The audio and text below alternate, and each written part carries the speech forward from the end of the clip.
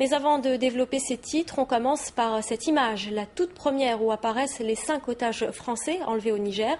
Cette photographie mise en ligne sur un site islamiste est diffusée par la chaîne arabe El Jazeera et pour Paris, une preuve de vie des otages. Dans un autre document diffusé par la chaîne qatari, sonore cette fois-ci, les Français affirment être détenus par Al-Qaïda au Maghreb islamique.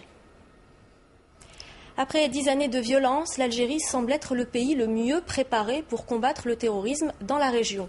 Seulement, la multiplication des enlèvements d'Occidentaux dans le Sahel oblige les pays concernés à se mobiliser. Les réunions s'enchaînent en Algérie, d'Alger à Tamen Rasset. Les chefs du renseignement des pays du Sahel se sont mis d'accord, entre autres, pour la création d'un centre régional du renseignement.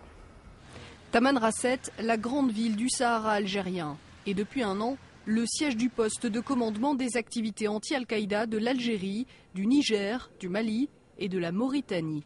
Une instance qui s'est réunie le 25 septembre pour la deuxième fois de son histoire. Cette réunion nous met devant nos responsabilités. Nous devons tenir nos engagements et cette volonté doit se traduire par des opérations concrètes. Des opérations concrètes, car il n'y en a pas eu jusqu'ici. L'armée mauritanienne, tout comme celle du Mali et du Niger, n'aurait pas vraiment les moyens de cette lutte antiterroriste. Malgré la présidence tournante de cette institution, l'Algérie se retrouve donc dans les faits seule à sa tête. Seule à avoir les forces militaires, le matériel et l'expérience suffisante. Mais la nouveauté cette année, c'est que les 4 pays ont cherché à mettre en commun leurs renseignements. 3 jours après cette réunion des états-majors militaires, une réunion des patrons des services secrets s'est déroulée à Alger, dans la plus grande discrétion bien sûr.